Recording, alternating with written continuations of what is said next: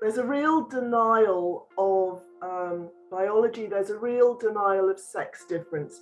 The denial of sex difference is really essential for feminism, because as soon as you acknowledge that we're different, then you can start to explain the inequalities which feminists have always railed against. I actually think now there's huge social change happening.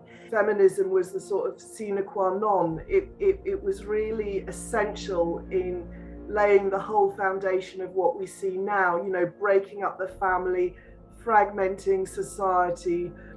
The family had to be destroyed for Marx, but also later on, if you look at the whole sexual revolution, Wilhelm Reich, they were the ones who first, Reich it was, who first talked about the sexual revolution. You know, you've got a whole bunch of men who realize that the family is actually a constraint on the way that they would like to behave.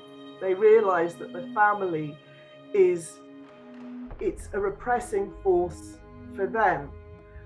There is also the Marxist angle, but in order to be liberated, they need to get rid of the family, and the way to destroy the family is through women.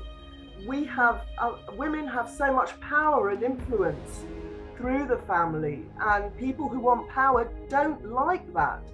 And so that's what they've been busy destroying. And now they've kind of got free reign. I mean, feminism's probably not that necessary anymore, because things have been so, you know, we've also got sort of the LGBTQ, whatever it is, movement sort of that's wrecking relations of reproduction.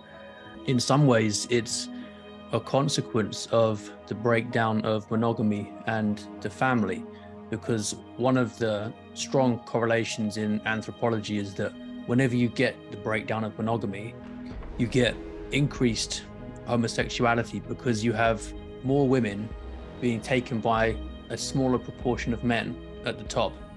So there's a movement towards polygyny, and this means that some men can't get sex very easily, and as in many all-male environments, the Navy or prisons, for example, they turn to homosexuality instead.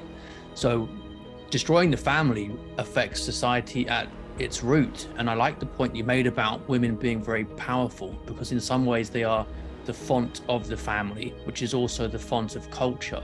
So one of the first things that a radical wants to do, and a radical literally is someone who goes to the root, is to go after women.